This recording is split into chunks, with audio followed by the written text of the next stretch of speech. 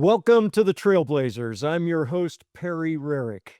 The purpose of the Trailblazers is to share with you interesting and thought-provoking discussions I have with trailblazing business leaders. They're innovative, they're experts at what they do, and they're not afraid to challenge the status quo when significant outcomes are at stake.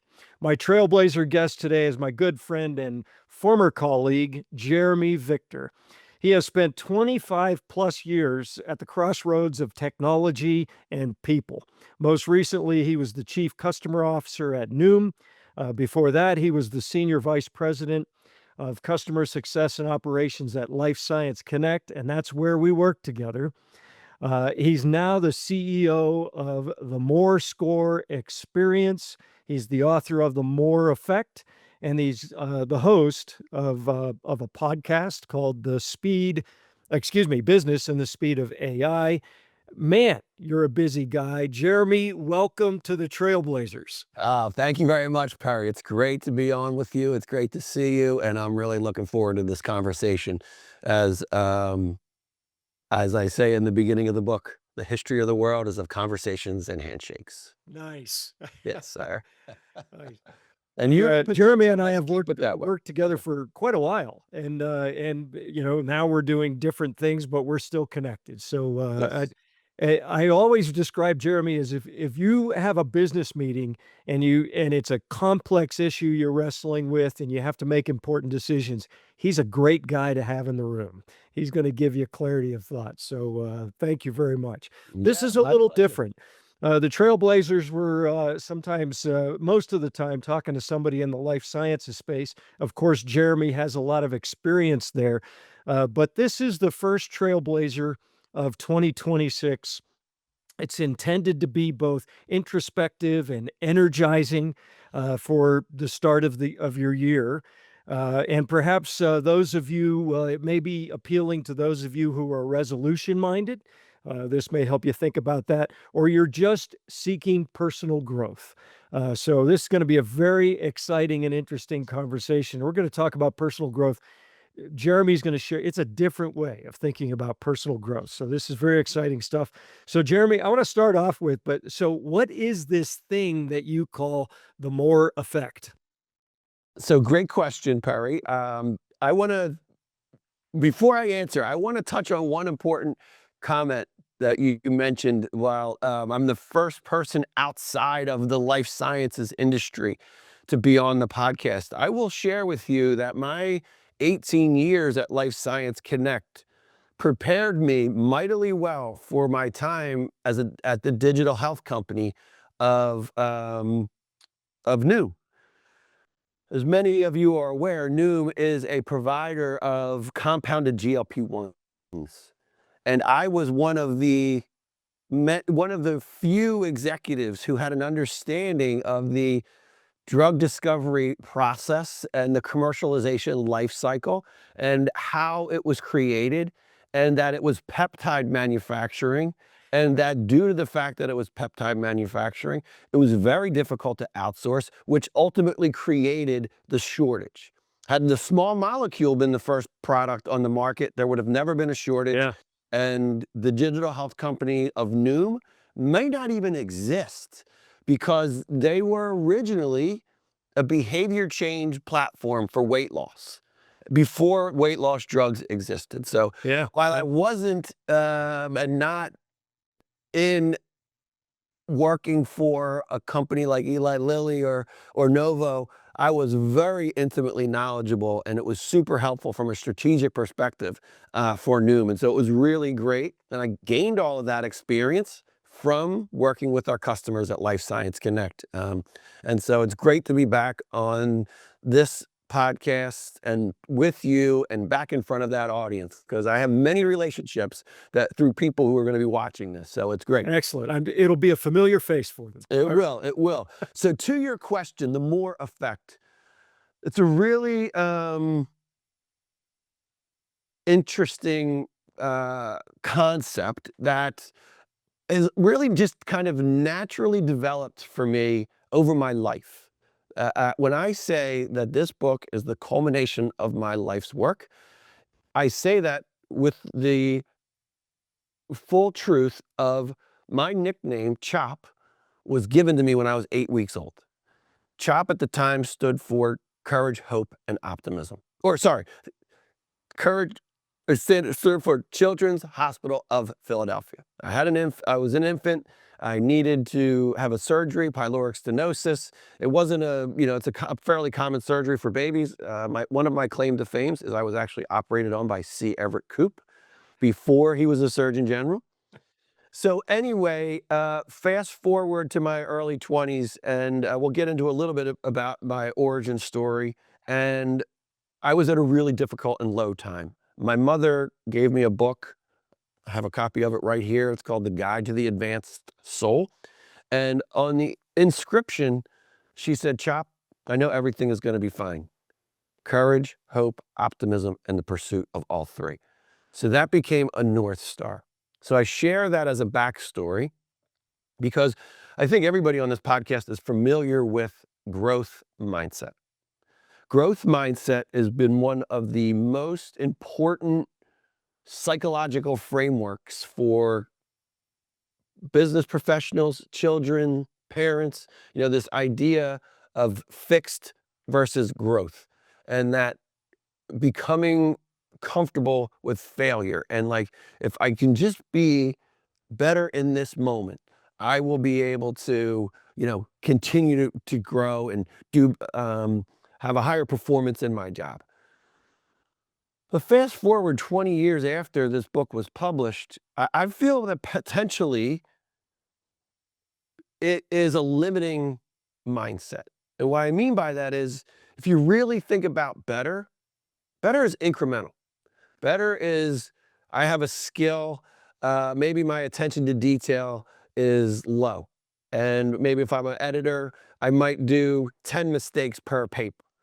If I get better, I can get it down to 8 mistakes per paper, right? But the idea then is we need more of a way of visualizing what would an editor look like if I had 0 mistakes in this paper. And so it's this concept and this idea of we have this opportunity to be unleashing our potential, and the more effect is meant to do that. So we'll get into more of it, but that's the premise. It is this idea that beyond what our current traits are and what our current kind of skill level is, we can add to this identity of ourselves and pursue more transformation.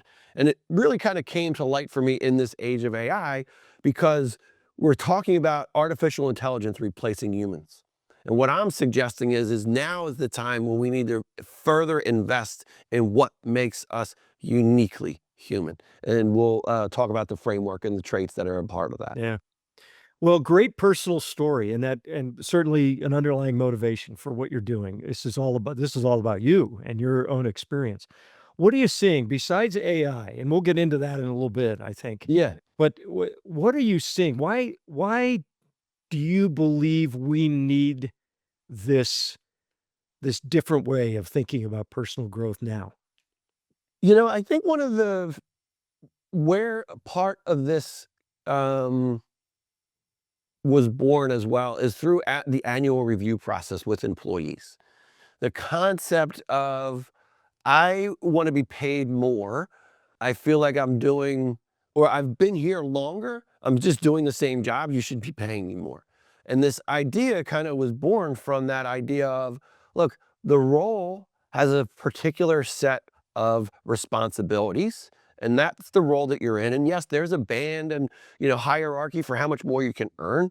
But if you want to really earn more money, you need to do something more than like get incrementally better at this thing. You need to expand beyond what you're currently capable of. So like if you want to move into management, you need to become more comfortable with doing things other than editing the paper, so to speak. And so that's kind of, again, another way that I see it being important because of this drive and this desire to, and the need for us to be able to earn more in our lives.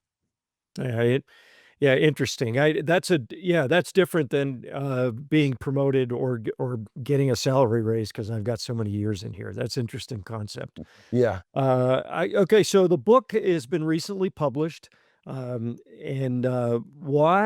the book and why now? So I touched on it a minute ago. Um, if you so I am a digital native technologist. My entire career, and the best way to think about what I do for organizations is if there is a chief product officer who builds the products for the consumers, my product at a business is its systems. So when we first started working with Life Science Connect, we were a primary print publisher. Today, we do custom content, we do events, we do analytics. We have a Templeton platform that's designed to understand the behavior of the digital activity happening in our newsletters across our network, et cetera. So I was the person who worked amongst that team to kind of set the vision for that platform. Did the same thing at Noom. We integrated a new LLM chatbot. So the book and why now is we're racing towards artificial general intelligence. This idea that there's going to be a machine that is going to be able to think on its own. And society is trapped inside of our devices.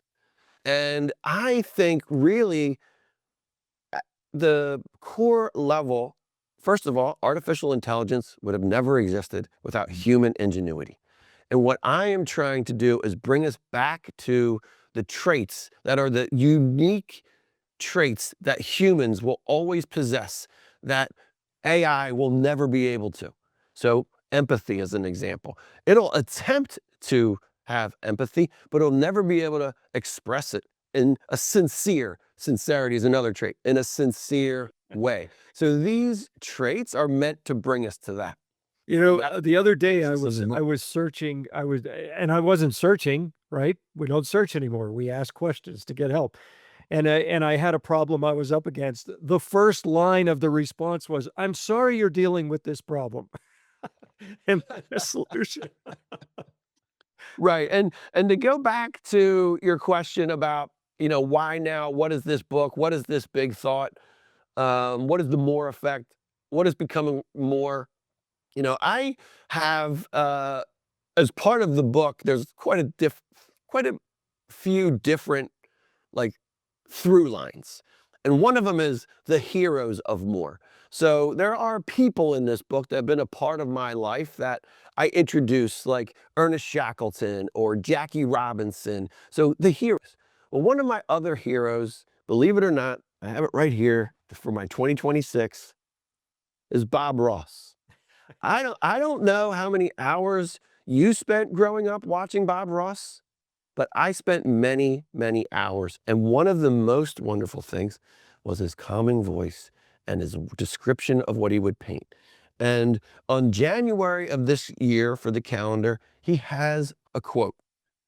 The quote goes like such: "A painting will get you started in a world that maybe you haven't tried before." Let me repeat that. A painting will get you started in a world that maybe you haven't tried before. That's what more is. This idea of looking yourself in the mirror, reflecting on something that occurred that you're not proud of or happy with or could have done better or didn't get the promotion, and you're examining yourself and you're saying to yourself, what would the most courageous version of myself have done in that moment?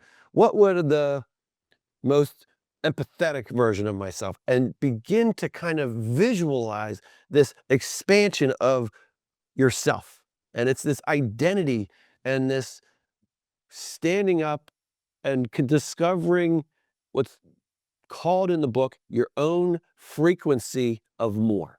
Like, Mm. how do you show up in the world? And what don't you like about it? And whatever it is that you don't like about it, you can change through self-examination, through belief, through courage, through hope, through optimism, and the pursuit of all three. CHOP. That's my nickname. It's right back up here behind me. And that's really the inspiration of the Moore effect.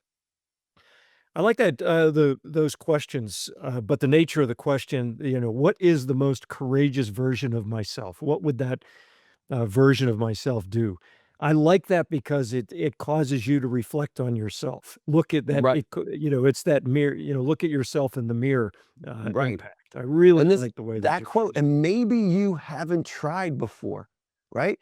Pushing yourself through some limitation that you see in yourself, or like to be honest with you, up until I started at Noom, was an introvert. If you well, you can definitely go and talk to Bill King, John Howland, any number of people at Life Science Connect. And if you would see me at a trade show for any, with water online, you name it, barely talk to people. I had struggled with, I couldn't do it. So at Noom, we were going out to the Digital Health Conference in October of 2024. And here I am, my title is Chief Customer Officer. Like, I can't not talk to people, right? Like, so I had to be ready. And so I came up with this idea that I called it to myself, and it's actually in the book as one of the 4 codes in the back of the Code of Living we'll get to. It's called the Code of Connection. Takes 3 of the traits: kindness, curiosity, and generosity. And so kindness is you just look somebody in the eye and you give them a warm smile. If they make eye contact and smile right back, you know you have that barrier broken and you're in like an engagement. And then you just get curious. And for me, the trick I tried at this for a trick for myself to get out of this introversion was just using 2 words. Tell me. So I'd be standing in line with somebody in coffee, like, tell me where you're from. Tell me, who do you work for? And you just listen, right? And the third part is generosity. And generosity becomes important when you understand one of the other foundational elements of working for Rick and Terry Peterson, who are the owners, original owners of Life Science Connect. It's now since moved on. But they are still part of my life as mentors. And in every one of their offices, they have a sign that you walk past every time you go in and out of it. And the sign says, you can help, or you can get everything that you want in life if you just help enough other people get what they want. So imagine, how many times did I walk past that sign in 18 years of employment with them? And so that is the core of what generosity means. So in any interaction now, I'm thinking about, what can I give to this moment so that when this person walks away, it's more for them. And so if it was just a warm smile and that's all that it needed to brighten up their day, great.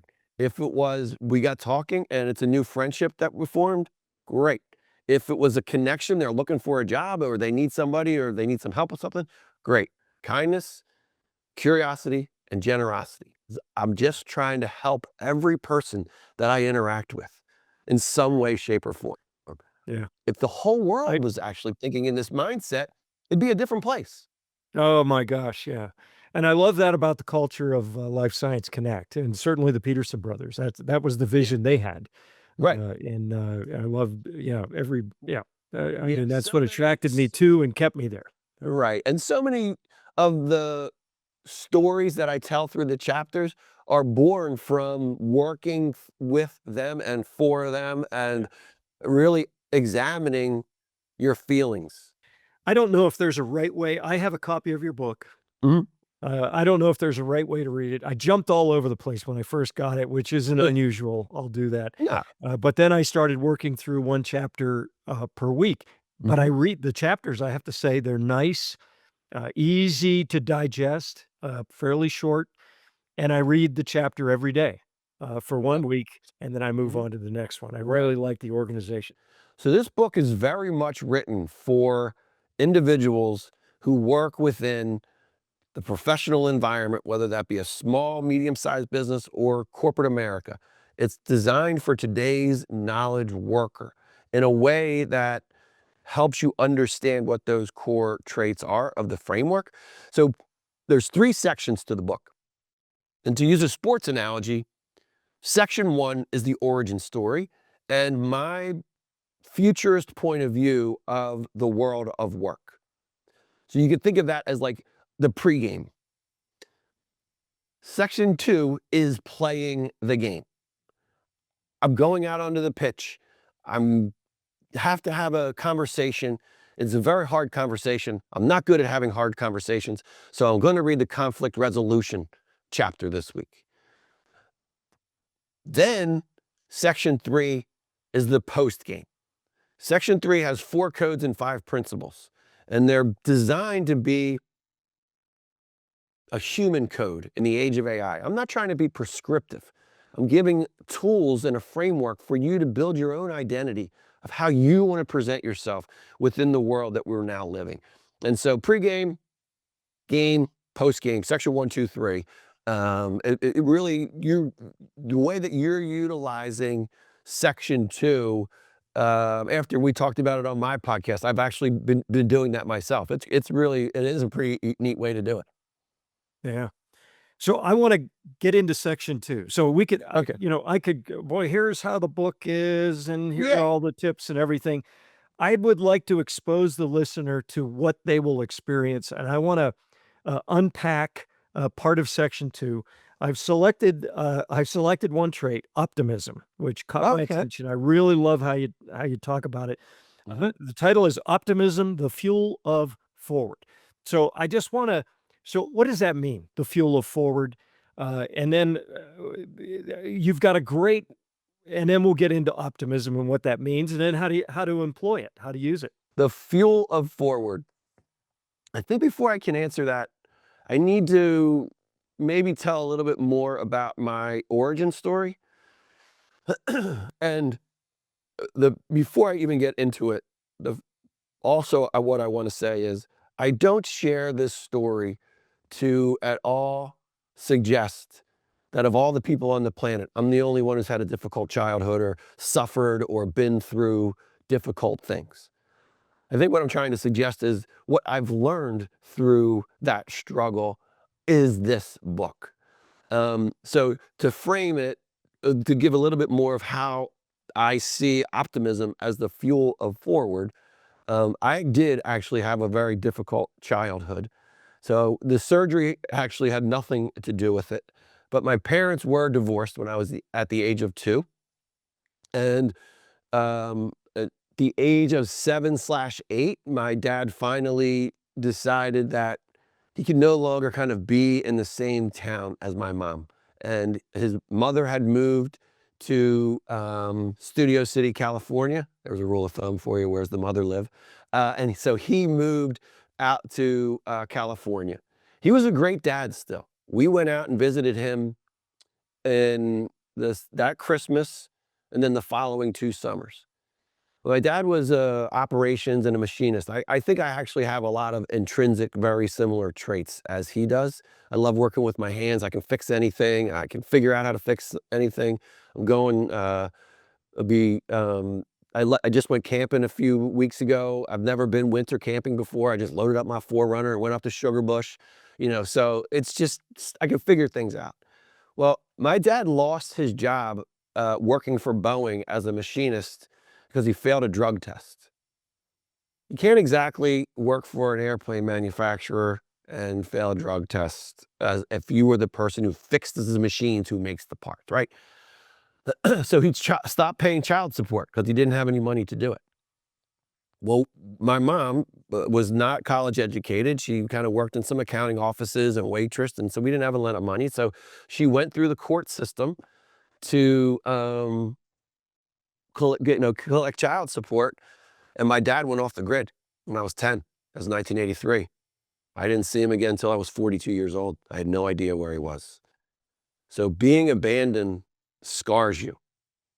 And we grew up poor. We didn't have a lot of money, but we had a lot of love. Like my mom and my Aunt Joanne, became my parental figures.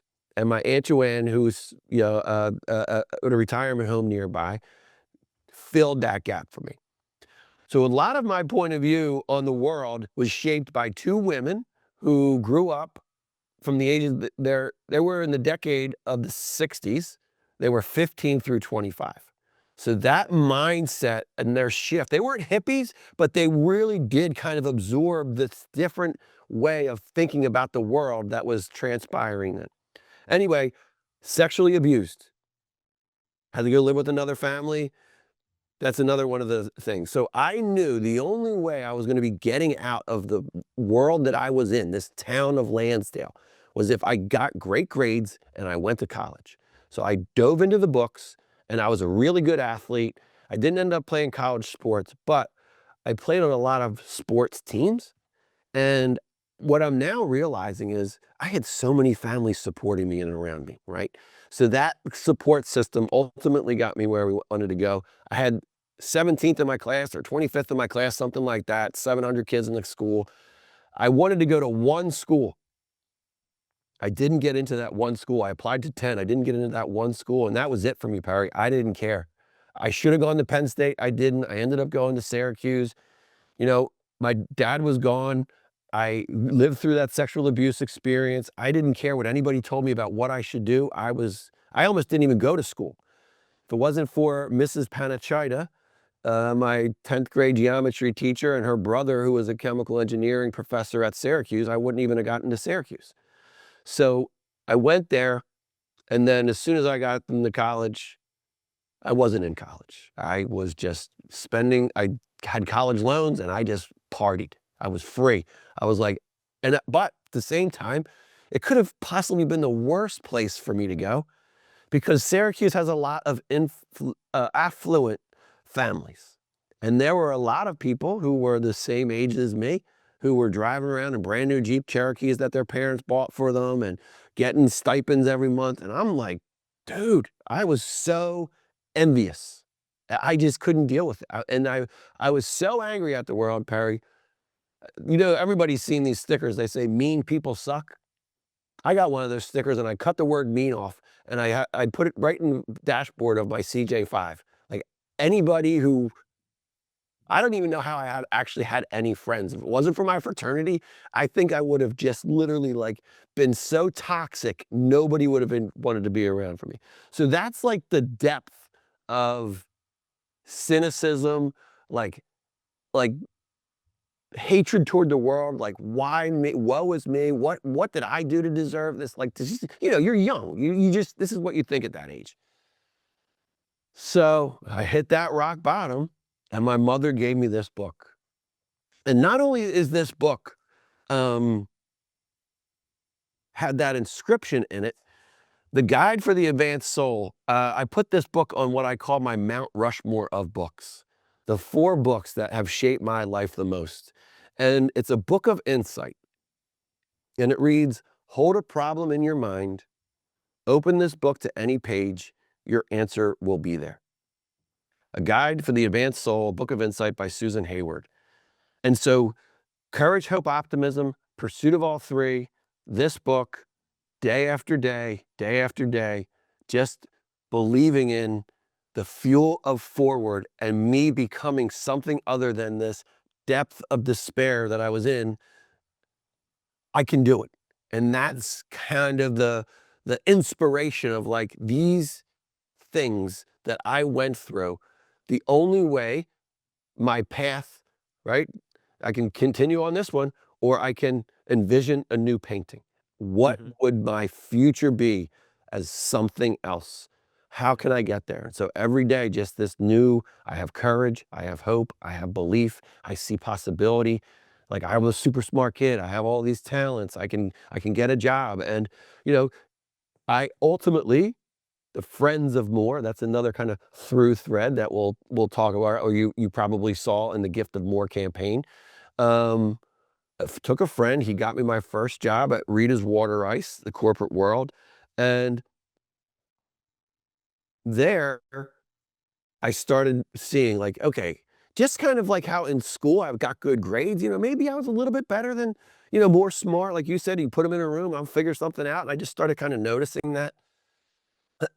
We did a reorganization in the ops department. And of course, I had another setback. I thought I should have I think the titles were franchise service manager or training representative. And the franchise service manager was the higher level person. And Mike Phillips, who was the general manager at the time, and Joanne Murphy, who was the senior director of operations, chose me to be an opening specialist. I was very disappointed. And I'm like, here we go again. Like, but that holiday season, and I tell this story in the book, I'm out shopping and I see this plaque. And as a matter of fact, Perry, I still have it. It's a plaque, and it's one of the traits. And the plaque is optimism. Every obstacle is a stepping stone to your success. And so that is the fuel of forward. That is the growth mindset. That is the more mindset, becoming more. It's like, okay. And as now we sit here, I am 52 years old. What you realize when you become this age, life is struggle. That's what it is. And so in today's day and age, what I'm suggesting is the skills and traits that we need, the core thing we need to understand is, in our frequency of more, how do we adapt for the moment? How do we adapt for the moment? How do we apply the uniquely human traits that we have, our frequency of more, to endure the struggle? A parent is going to get sick. A child is going to be sick. You know, you're going to deal with grief. You're going to deal with anger. You're going to deal with setbacks. And so this idea of adapting to the moment, and the fuel is optimism. Every step fueled by optimism. Yeah. Wonderful. Optimism. I want to, that's it in a nutshell. That wasn't even a nutshell. I was actually just thinking. Yeah. That was a really long answer. So listeners, I'm sorry. I'm going to try to be shorter, I promise.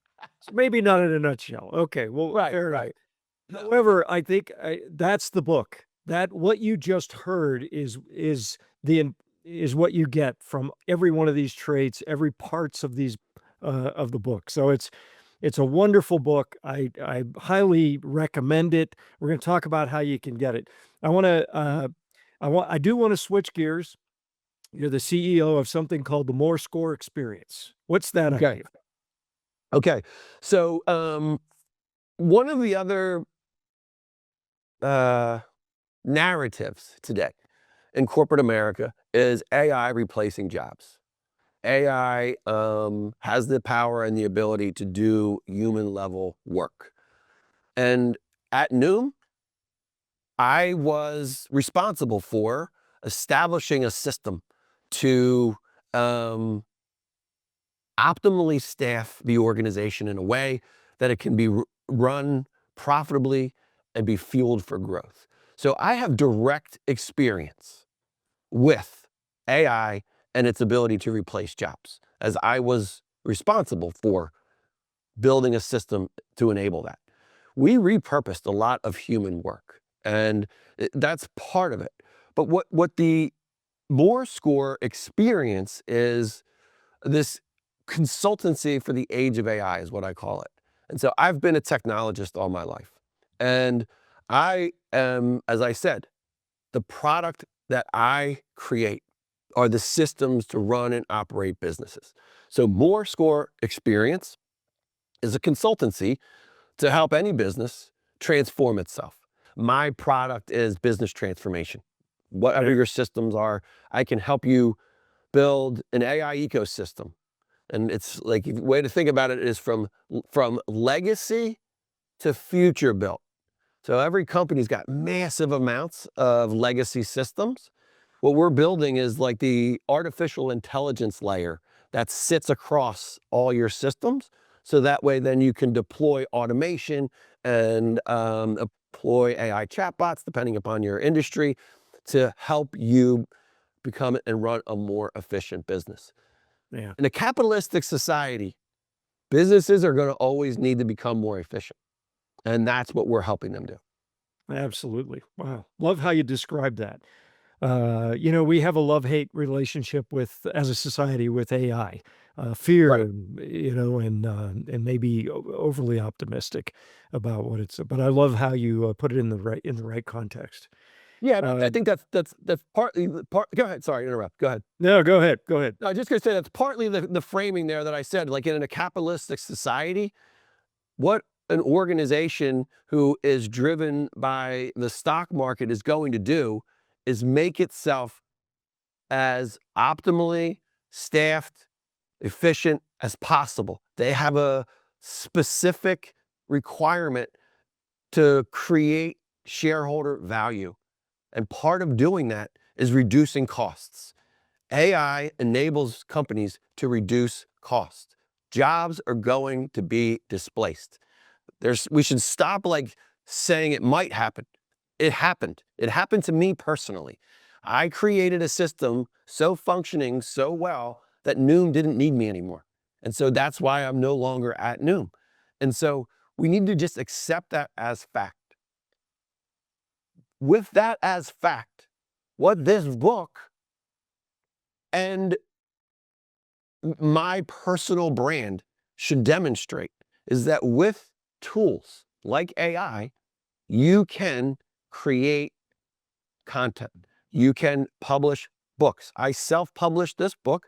My podcasts to date, I record all my own videos. I edit all my own videos. I publish all my own videos.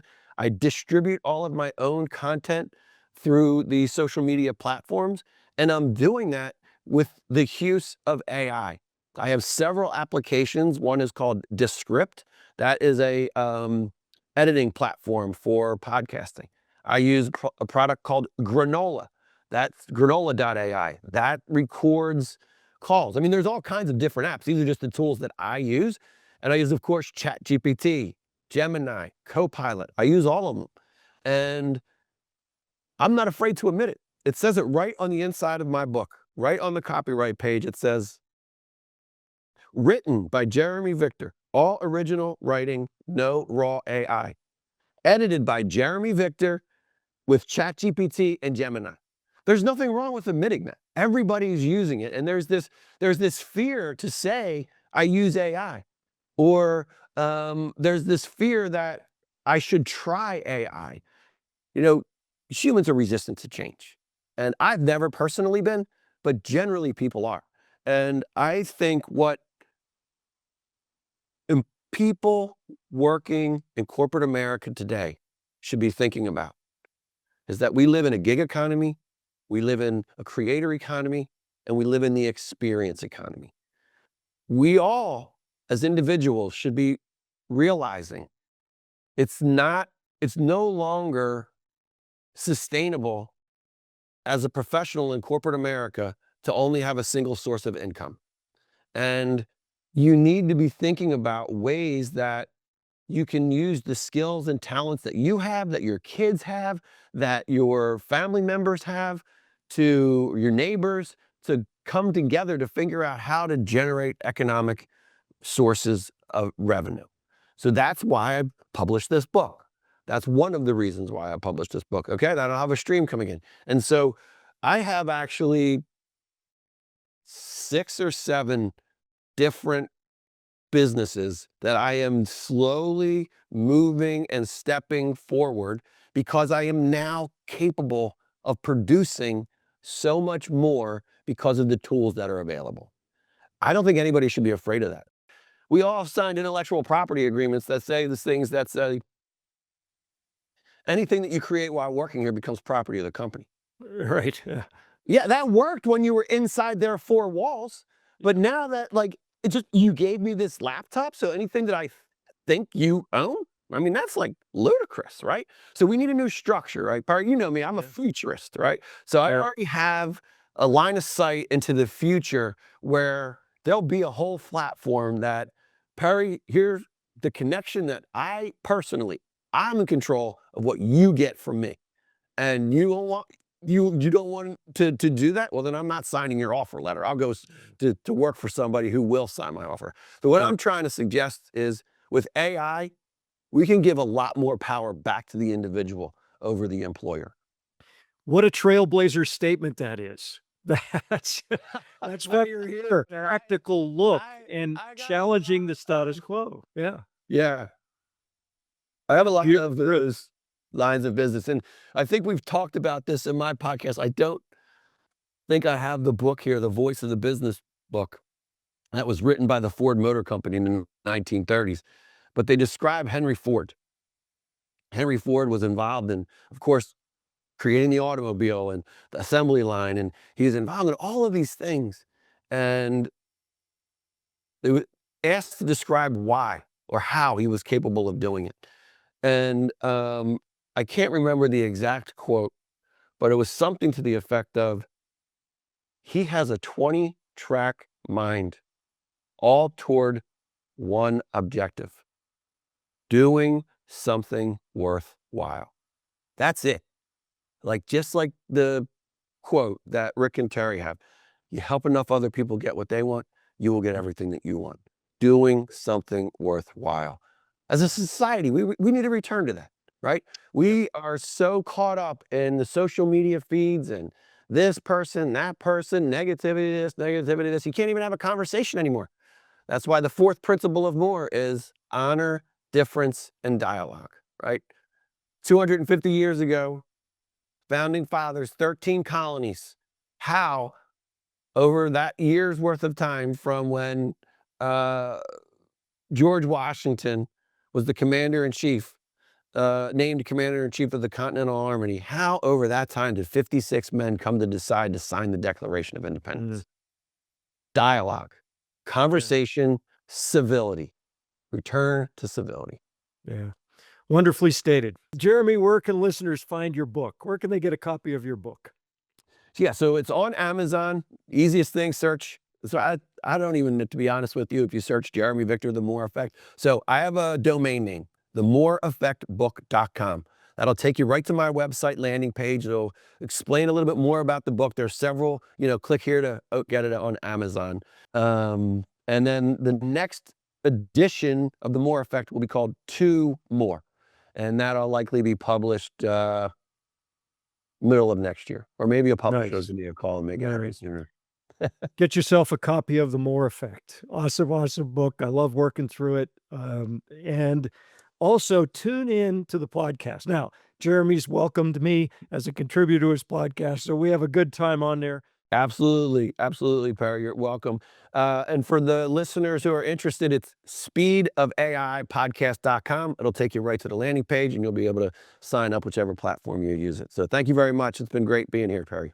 Awesome. We'll see you, Jeremy.